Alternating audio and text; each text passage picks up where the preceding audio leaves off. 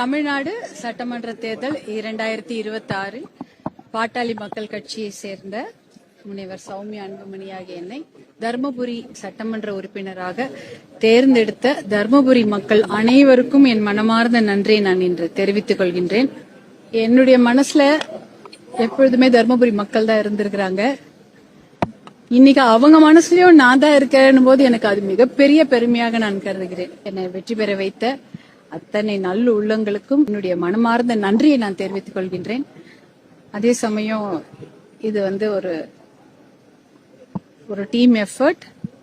எல்லாரும் சேர்ந்துதான் நாங்க உழைச்சி இந்த அளவுக்கு மக்களிட போய் என்னை சேர்த்த எங்களுடைய அத்தனை குழு, கூட்டணி கட்சி, எங்களுடைய பாட்டாளி மக்கள் கட்சி தலைவர், பாட்டாளி மக்கள் கட்சிக்கு சட்டமன்ற உறுப்பினர், எங்களுடைய அத்தனை சகோதரர்லாம் கூட இருக்காங்க, சகோதரிகள்லாம் வந்திருக்காங்க, ஆனா பின்னாடி நின்றுட்டு இருக்காங்க.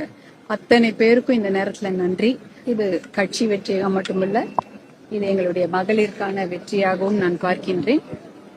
மகளிர்லாம் பெருமைப்படுற மாதிரி நல்ல உழைச்சி நல்ல தர்மபுரி சட்டமன்ற தொகுதிக்கு நல்லது செய்யணும், நன்மை செய்யணும். தர்மபுரி சட்டமன்ற தொகுதிக்கு நான் சொன்ன மாதிரி தண்ணீரை கொண்டு வந்து சேர்ப்பதும், வேலை வாய்ப்பை உருவாக்குவதும், பெண்கள் பாதுகாப்புக்காக பாடுபடுவதும் என்னுடைய வேலை.